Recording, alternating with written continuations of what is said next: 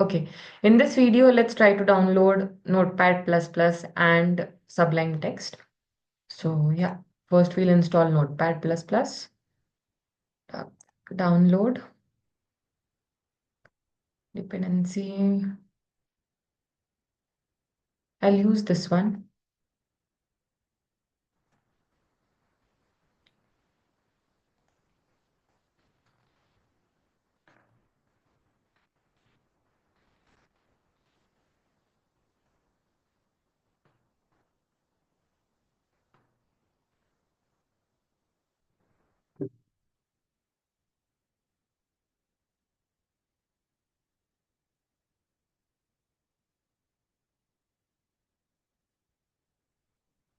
I'm keeping the destination folder as it is by whatever it is there in default. Shortcut.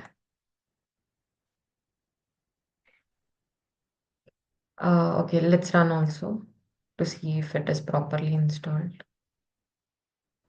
Do you want to download it? No. Okay. So yeah, you can.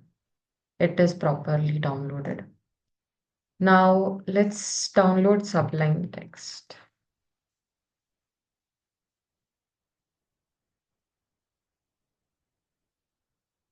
Windows.